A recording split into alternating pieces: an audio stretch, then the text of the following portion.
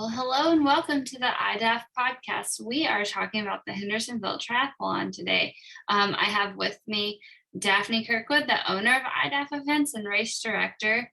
I am Allison Katz, graphic designer, and we have with us today Amy Silvers, who is our administrative assistant.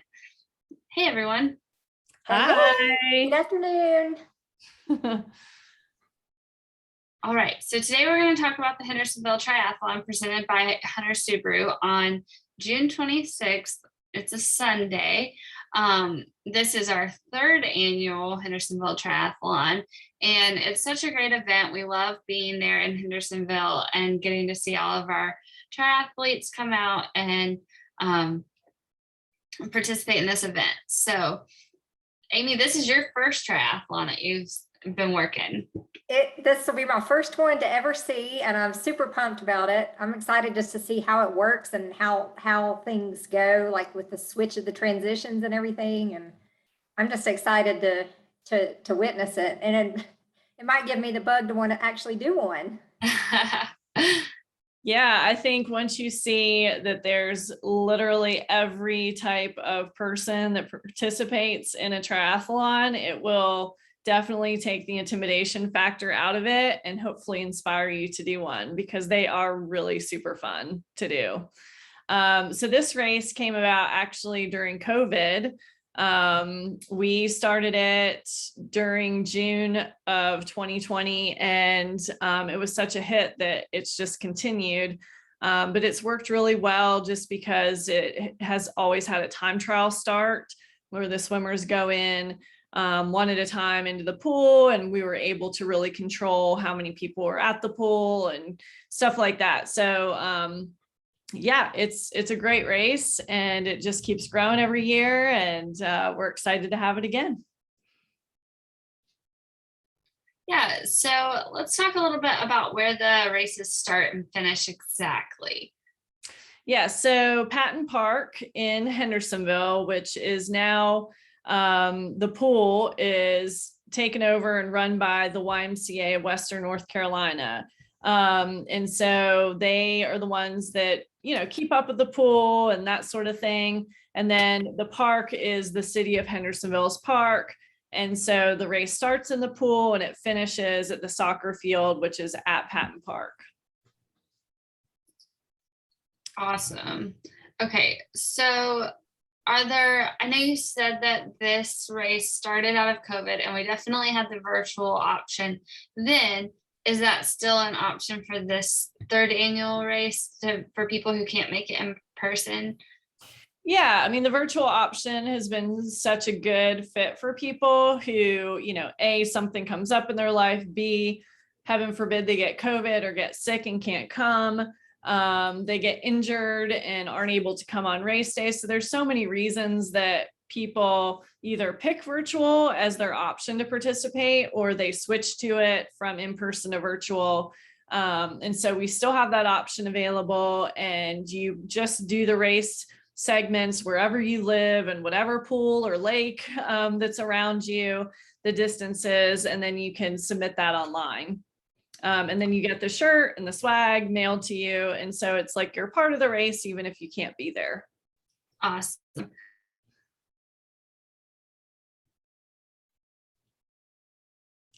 I think Allison froze. Did we lose Allison? We'll just keep going. Okay.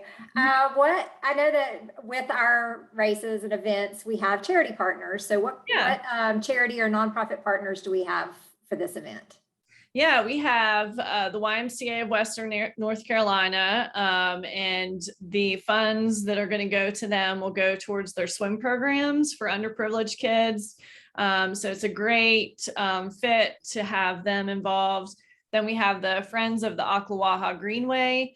The runners are going to be down on that amazing, fantastic greenway. It's so clean and beautiful. They have pollinator plants and bees and butterflies down there. And the funds from the race go to help with that preservation and just to keep that part of the greenway really nice. So, and then of course we have iDream Athletes Foundation. which helps folks who are working towards a goal, endurance athletes specifically, running, biking, swimming related, and might need financial assistance to either go to a race and achieve a goal, travel expenses. They might need help getting some running shoes. That's what iDream does. Awesome. Okay, so You're back. yes, I'm back. Apparently my internet connection's unstable, so if I freeze, that's why. We'll just keep rolling.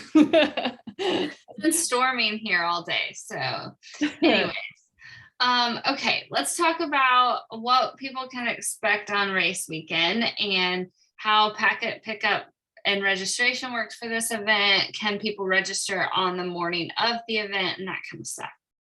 Okay, so packet pickup is at Patton Park in front of the pool at the roundabout, and it's 2 to 5 on Saturday. That's the day before. And it's very important that you attend that packet pickup session to get your things, or send someone to pick up those things for you. There is no packet pickup on race day, so that's the only opportunity. We did offer, or we still do offer, shipping. You can get your bib and your shirt shipped to you ahead of time. That's $10. That has really taken off since COVID, and people just love the convenience because you don't have to stand in line or wait at packet pickup or come in the middle of the day when you've got something planned. So just to have it shipped ahead of time has been an option that a lot of people have taken advantage of. The deadline for that is June 12th. So there is still a little bit of time to get that in if you want to do that. And as far as registering on race weekend, the online registration will end after packet pickup, and that's at 5 o'clock on Saturday. Awesome. Okay, so there will be no packet pickup available on race day at all. No, none at all. Not, you need to have a friend or family member. You can have a friend, a family member, a coworker, anybody that can get there to get it for you on Saturday, have them do that for you. Or there again, if you think there might be an issue, your time window is going to be cut close, just go ahead and get on the race roster, onto your dashboard for the event, and go to the store and select that $10 shipping option, and we'll get it out to you ahead of time. Awesome. With gas prices, it's almost cheaper to just get it shipped. Right. It's starting to lean that way for sure. Yes. A lot of people are taking advantage of that option. And it's super convenient. And for the ones that do get their things shipped, after the event at the finish line, you can grab your goodie bag. So you're not going to be missing out on anything. You'll get everything that everybody else gets. Yeah. Awesome. Okay. So I know from having this event in the past, Daphne, that parking is super important for this event, more than any other event that we have. So walk us through the parking situation. Yes, if you are racing, you must with a capital MUST park at the Beverly Hanks Business Center, which is next door to Patton Park and Patton Pool. The reason you have to park there is because that's where your transition area is at. So if you've done a triathlon before, a lot of times they'll have a big rectangular box looking thing with bike racks, and that's where you go and you set up all your stuff that you're going to need for the race. We don't do that for this one. It's worked really well to have transition just at your car. It's super convenient. And so if you park at Patton Park, unfortunately, you're not going to get timed. It's just not going to work well for you at all, because you'll be in the wrong spot. So spectators need to park at Patton Park. So if you have friends and family members coming with you, they can park close to the pool entrance. But if you're racing, please don't park there. Park at Beverly Hanks Business Center. And I've made a fresh new video for you guys to check out. It's on YouTube, and we'll link it in the event guide as well. And it's Hendersonville Triathlon swim flow, parking, and more. And I talk about transitions, what that looks like. I show you what the parking lot looks like, where to park, bathrooms, you name it. It's in that video. It's about 15 minutes, but I highly recommend that you take advantage of watching that. I think it's going to clear up a lot of questions that people have, especially if you're visual and you like to see what things actually look like. Every triathlon that I've been to and directed, I always see people coming to packet pickup and getting out and just having glazed over eyes and just like, where are we going? What do we do? If you watch that video, you will be way ahead of the game and will not have that look in your eyes. So yeah, watch And that. to add to that, I would suggest watching it, especially if you're a first-time triathlete, just because I think it'll clear up a lot of how the flow works and everything too. I haven't personally done one before, but just working one, I think I had that glazed over look the first year we did it. So it is really, really helpful to look at those videos to just see how everything works. But okay, back to our flow here. So we've parked, and what's next after we've parked? Yeah, so folks can go and they can drop off a pair of shoes if they want to over by the picnic shelter. And that's to run from the swim to the parking lot for the swim to bike transition. It is a little bit longer of a run to that transition area. So some people have opted to drop shoes before at the picnic shelter. And again, that's in the video. I show where that is. Using the restrooms, there's some outdoors and there's some inside the pool. So there's two different places that you can go. Let's see, make sure to put your ankle band on your ankle. And I would suggest that you put a safety pin on it to make sure it stays on. We had a funny but not so funny experience at one of the triathlons. Was it this one? Mm-hmm. The air and the water temperature were so vastly different that the stickiness of the ankle bands just didn't work once people jumped in the water. Well, let's just hope. I think that was caused, Daphne, because if I remember correctly, it was about 55 degrees in June on the morning last year. It was and cold. We were all freezing and it was so cold outside and the pool was heated. And so they hit the water and popped off. So yeah, and then everyone froze on the bike. So hopefully that won't be the case this year.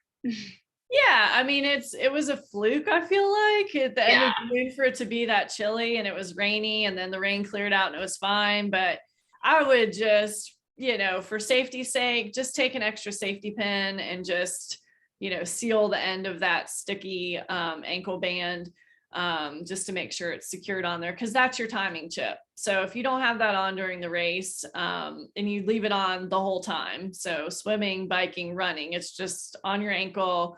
You don't have to put it on super tight, just put it on so it's comfortable, so you don't really pay attention to it. But yeah, it's that was an interesting experience.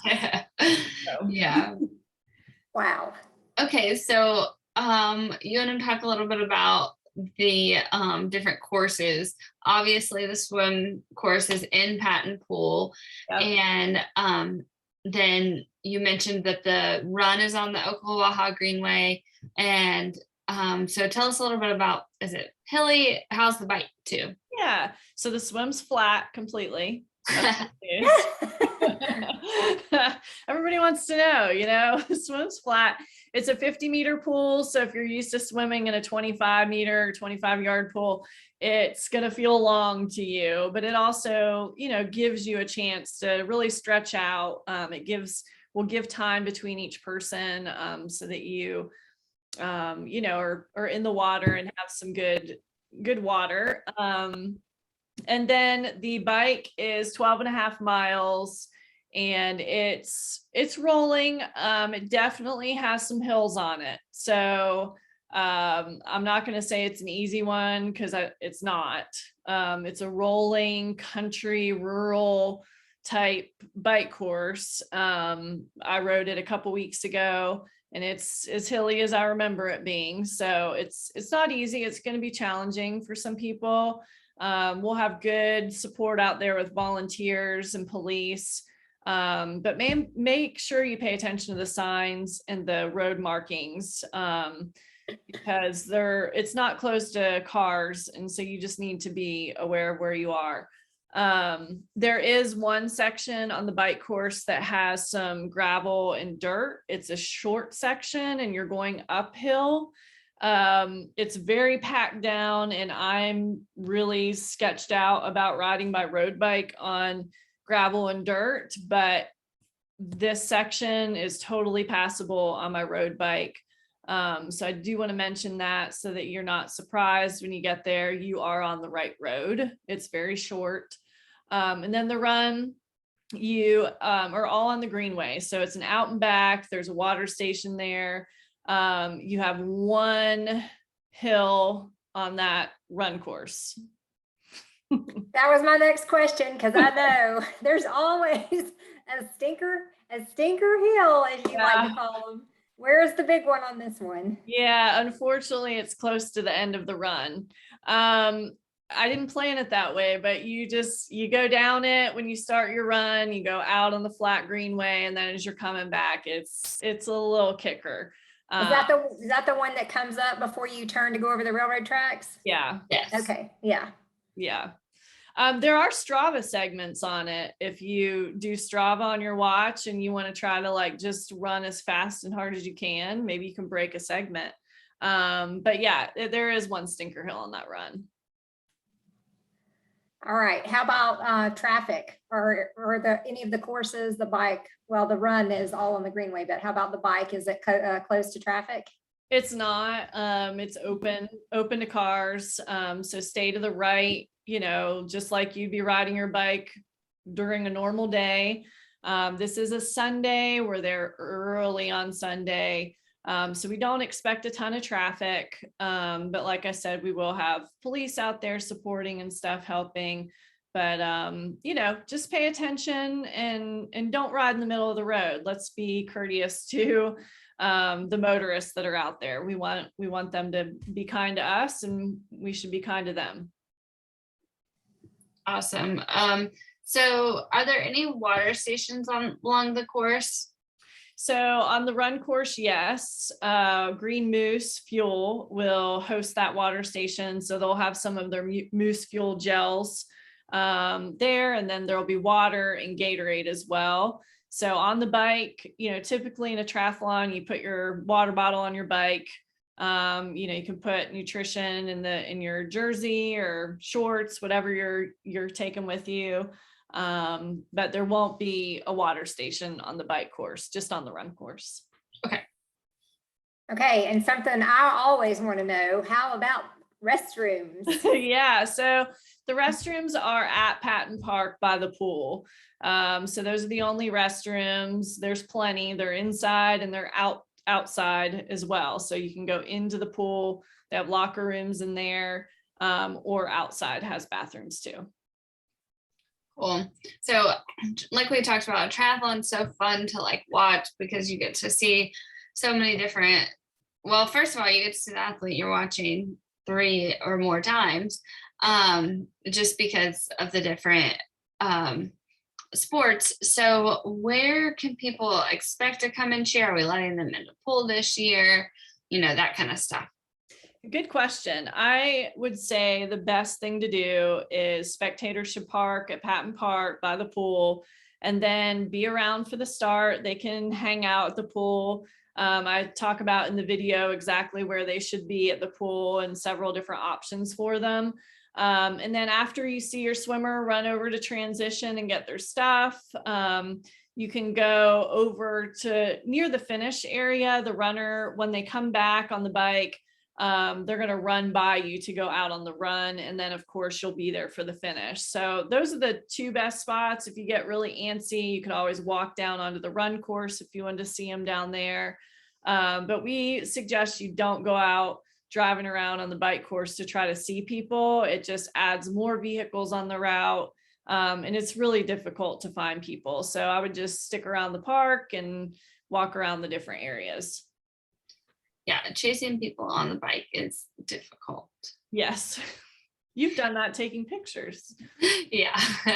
All right, Amy.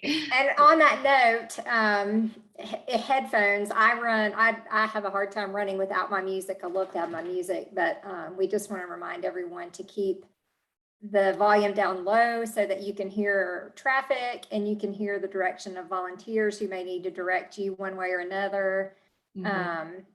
So just keep that volume down low so that you can hear important things that you need to hear. And how about course markings and signs? Along the lines of the headphones too, I get my own insurance for this event, so it's not USA Triathlon sanctioned, and that's really the only reason you're allowed to have headphones. Gotcha. If it was a sanctioned event, you would be paying a fee to USAT when you sign up.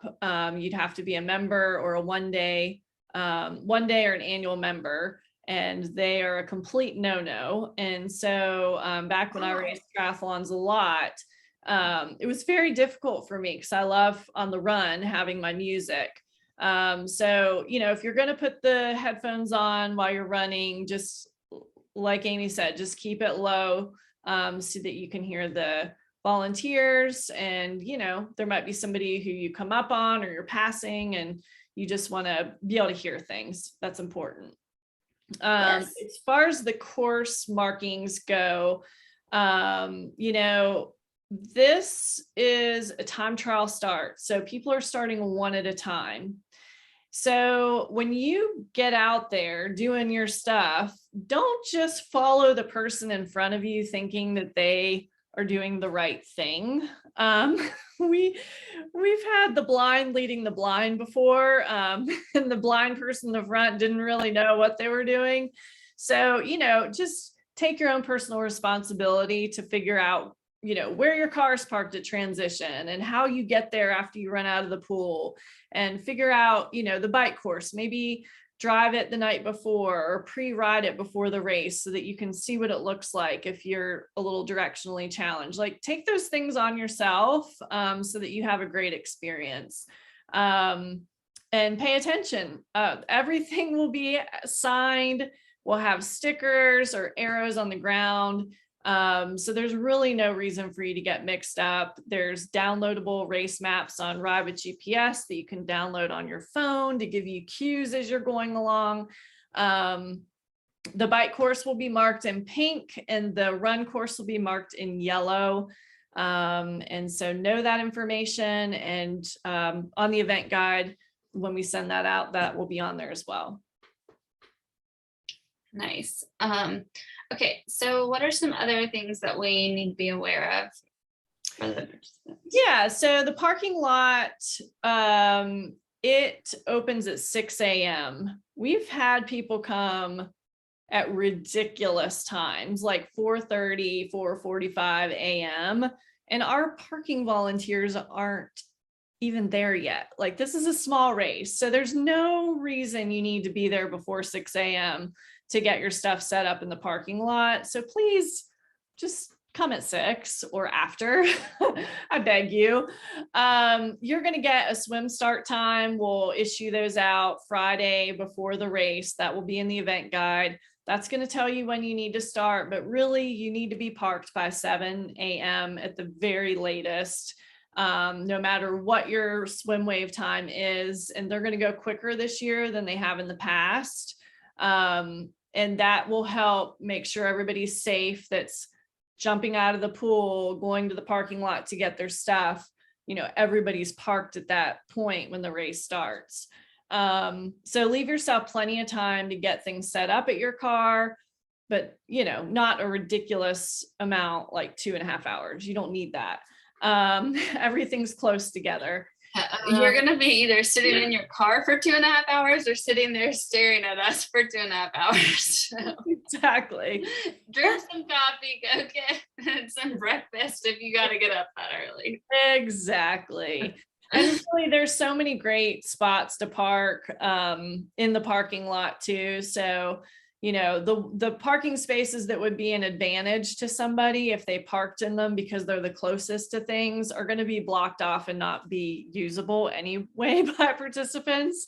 And then the other thing would be, we learned after the first year, it's much easier if people back into their parking spaces so that the nose of their car is facing to leave, just in case they get done and the race is still happening and they want to go and they don't want to stay for the awards or whatever. It helps you to be able to see. It's a safety thing. I talk about it in the video and I show examples of what that looks like. But that's something, definitely to note as you're coming into the parking area. Yeah. So, just to go over the parking situation again, this is really, I think it's a little bit of a luxury to do it this way, just because you don't have to set up your transition zone to make sure you get everything out of your car and to your transition zone, and you can just leave it all there. It's super convenient to have your snacks waiting for you. You can turn on your air conditioning if you need a break, all of that kind of stuff. So thank you, COVID, for that. But Daphne, what else do they need to know about the transition? Is there certain things that they need to know about the timing mats or anything like that as they, prepare to set that up? Yeah, well, I mean, the advantage of being able to go to your car is, hey, if you forgot your sunglasses on your dash, you want to wear them during the bike, can open your door and grab them, put them on. So yeah, it's one of those things that people really stress about, like making sure they have the right stuff for transition. If it's in your car, it's super handy. The biggest thing I would say about transition would be the spectators hanging out and sort of being in the way and obstructing.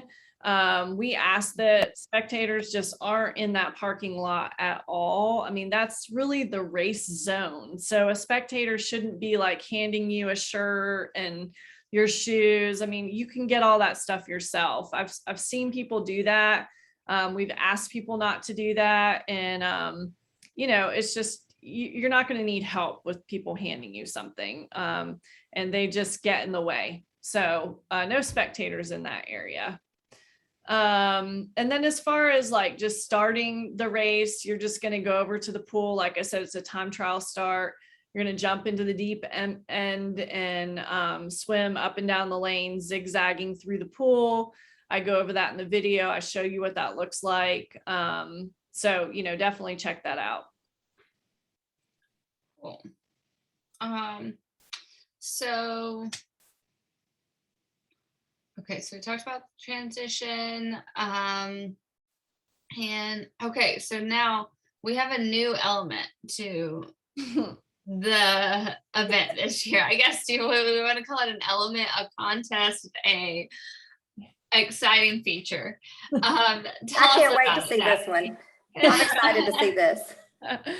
Yeah, well, people enter the pool in all different ways over the years, and so we thought we'll just have fun with that because people are really good divers and some people aren't super great divers and have a belly flopper, and then some people just jump or they do cannonballs. Like we've seen it all. We've seen people like scoot to the side and slip their legs down in like as gently as possible. So whatever your entrance is, we're going to be capturing that on photo. And we're going to have a contest and a best entrance contest. And so yeah, start practicing those, and the winner gets free entry for next year's race. So that's high stakes.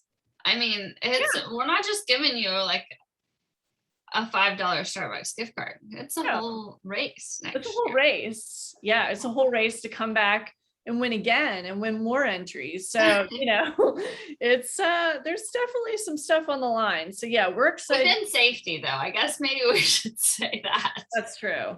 That's true. We don't want people to, they want to race. So You Yeah. just use common sense, people. Yeah, use common sense. I'm looking forward to seeing some of those. Okay, so after they swim, they go and throw on to that covered picnic area, throw on a pair of shoes if they want to. And just a note, some people just in the past have done something as simple as Crocs, slides, anything like that, just to get their feet across the parking lot, basically. So you don't necessarily have to put your running shoes there to put them on, to get to the transition, to take them off, to put your bike shoes on.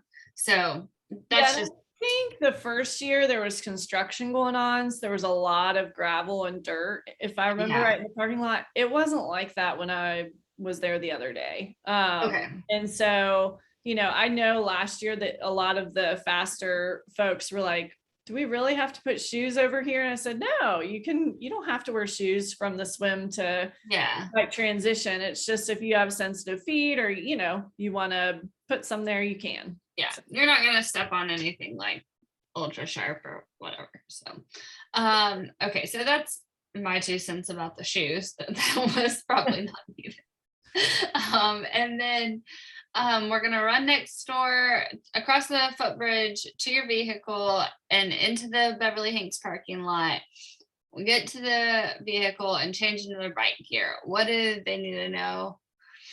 Yep. So they'll grab their bike stuff, their helmet, bike, shoes, and then they will run to the right of the middle building that's there at Beverly Hanks Business Center. We'll have a big feather banner that says bike in, so they know where to run in, and it's on the video as well that I did. They'll run behind that building, keep pushing your bike, don't get on your bike yet, push the bike up the hill, and then once you get on the little cart path greenway, we'll have a line that'll say mount and dismount, and that is where you get on your bike. Climb on your bike, head on out, do your bike ride. You'll come back to that same spot, you'll jump off your bike, push your bike, and run with it back to your car the same way that you went to the mount line behind the building. And then you'll get to your car, you'll put your bike stuff up there. Cool. Yeah. Okay. So they start on the bike course there at the mount line. You said they're going to cross a couple railroad tracks, make a left. Yep. Where all does this take them? What do they get to see on the bike course? Yeah, it's beautiful. I mean, it's Western North Carolina, hilly, green, lush, country roads. You know, there's a couple spots that are eyesores where there's construction going on to get out there, but it's really pretty area in Hendersonville. That road I was talking about that has the dirt and gravel is on Brookside Camp Road. It's when you turn off of that, you'll take a right and then you'll be on Step Road, and that's about 1.5 miles, and that's a 0.25 mile section. We suggest having your tires blown up to 80 psi or less if you're riding a road bike, and if you're riding a more of a fat tire bike, you won't have any issues at all. But bring a tube with you. You know, we've had some flats there before when people have had like super duper skinny triathlon tires, and they've had their tires pumped up too much. You know, you don't want to be sitting there waiting for SAG to come to you. You want to be able to take care of yourself. So bring your own tubes, put them in your little cycling jersey, or put them in your fanny pack that's on your bike. We will have some roving SAG support as well. That first half mile when you're getting on your bike and getting off your bike, because of the way that the race goes and people are starting at different times, you could be coming upon a runner that's starting their run on North Main that's crossing onto the Greenway. So just in that first like 0.25 miles, just take it easy. I mean, I know you're in race mode and everything, but just, you're going to go across railroad tracks on your bike, and there's just keep your head up. Yeah. Just pay attention. be aware of what's going on around you. Yeah. Daphne, one question I had with that, you mentioned the SAG vehicle. Will there be a number that we need to be aware of to get in touch with them, or will we just, if they're out there, just wait for them, they'll see you and they'll, help you out if you need it? Yeah, I believe we posted the number last year, right before the race. Once we find out what that number is, you can always ask on race morning too, if you want to know if you're going to carry your phone with you. But he's typically around that dirt gravel area, roaming around. So if he's not helping somebody already, he should be nearby to help you. Great. Yeah. I was glad that we had that number handy at packet pickup for the WNC flyer, because I had a couple people who came and wanted to get that number so they could program it in their phone.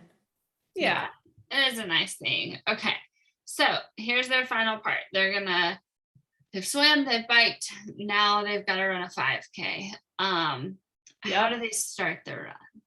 You got to get your legs under you first. That's what they call it in the triathlon world. You got to get those legs working, because it's a whole different muscle than what you've used. So yeah, I mean, I would say, just side note, as much as you can between now and race day, practice biking a little bit and then get off your bike and practice running.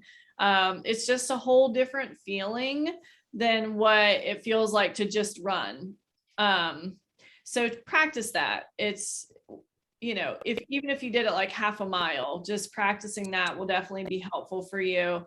So you don't feel like your legs are just a ton of bricks. And so you throw on your running shoes, make sure you have your race number on. You'll need to have that on when you cross the finish line, preferably on your front of your shirt, or if you have a race number belt, you can, have that on, clasped on, and you can just move it to the front when you come across. And then, if you want to have any goos or gels or anything like that, you can have that too. So let's see, you will have the water station, so that's good along the way. And you might pass some runners too. So if you pass runners, you can tell them that you're on the left, and just let them know that you're there. And then so you get your run done, you cross the finish line. Yay, we're done. We did it. How about a post-race party? What can we expect afterwards? Yeah, so all finishers will get a finisher medal. They're really cool this year. So that's at the finish line. And then we'll have some post-race food and snacks from the Hendersonville Co-op, community co-op, massages by Yoga and Massage. Movement for Life Physical Therapy will be there doing injury screenings. And we might have some other folks also add in before race day. And how about some coffee to re-energize? Did I hear there might be coffee there? Yeah, he typically will come at the start of the race and be at Patton Pool. Barebones Brewhouse will be there early on Sunday morning. So as you're entering the pool, you'll see him over there. And he usually sticks around for a little bit while the race is happening. He might not be there when you finish, or maybe he will, just depending on business. But yeah, get some coffee from him, or a shot of espresso before you race. Yeah, that's a good way to start for sure. Awesome. So the results will be posted online at iDaph.net, and we have some awesome prizes this year. Mm-hmm. Are they a surprise, or are you going to tell us? Well, we haven't posted up what they are yet, but they're really cool Hendersonville Triathlon beach towels.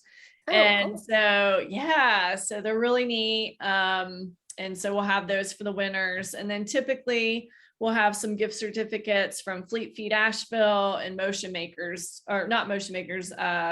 Sycamore Cycles will give us some gift certificates for winners too. Very nice. And how about awards? Do we have a ceremony this year?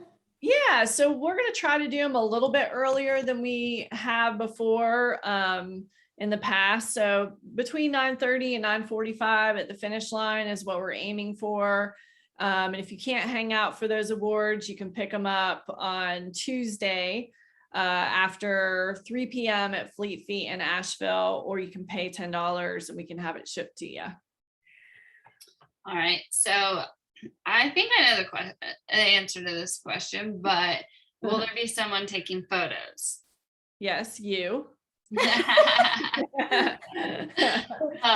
One thing that we like to mention with the photos is that we don't guarantee a photo of everyone. So if you are some sort of Instagram influencer that has to have a photo, yes, have someone there to take it. I'll be out roaming on the course, and especially with this model, it's really hard to get everyone just because you're starting at different times, and I may be moving while you're in transition, and like I don't catch up.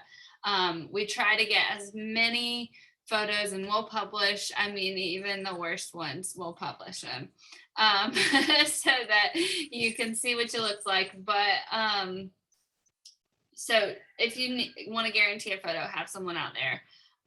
We will tag us in iDaph events and hashtag HVL Triathlon or Hendersonville Triathlon, and we'll reshare it on Instagram for sure. Yeah, and we love seeing your videos and pictures up after the race. We like to reshare those a lot. So yeah, and you're going to be busy doing the entrance contest for a little while too. So you won't be as mobile for a little while. So yeah, definitely have people taking your pictures out there if you want to have photos. Yeah. Any other advice? Look at the event guide. I mean, it's chocked full of information. And so, check that out. Definitely. Click on the maps, watch the videos, pre-ride the course if you can, or drive it in your car. Yeah, just prepare yourself. And I love to see the support that the city of Hendersonville and all the businesses downtown give us. Everyone's pumped about this. What sponsors do we need to mention that we might not have already hit during this podcast? Who do we need to give a big shout out to? All right, so we've got a list, so buckle up. We've got Hunter Subaru, who's presenting the race, Fleet Feet Asheville, Sycamore Cycles, the Asheville Regional Airport, Green Moose Fuel, YAM, which is yoga and massage, Bare Bones Brew House, the City of Hendersonville, Asheville School, Hendersonville Community Co-op, First Bank, Jaybird. I'm here. What? Sorry, Siri decided to start talking. Oh, I was like, that was so weird.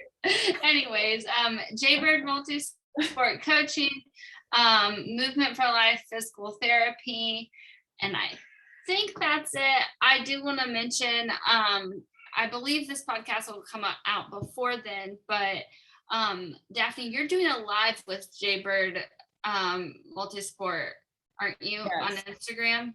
Yes, we will do that on Monday, June 20th, I believe, at 7 p.m. And so you can tune into that, ask all your questions that we didn't talk about today. And Jaybird Multi-Sport Coaching also may be doing a course preview ride or run or swim before the race. So, you want to get plugged in to him if you're not already, if you're curious about that stuff. Awesome. Well, again, we want to mention one more thing, Daphne. Tell them about another triathlon experience that they can sign up for. Yeah. So the Asheville Triathlon, which is the only triathlon that's happening in Asheville anymore. It's a pool swim as well, 50-meter pool. That's on Sunday, July 17th. And there's no stinker hills on that run course, Amy. Are you sure? I promise you. Now there's some stinker hills on the bike course, but not on the run course. So yeah, that's July 17th, equally as fun. Lots of people come out year after year. It's an annual tradition for people. So that one's fun. So if you do this one, come and do that one too. All right.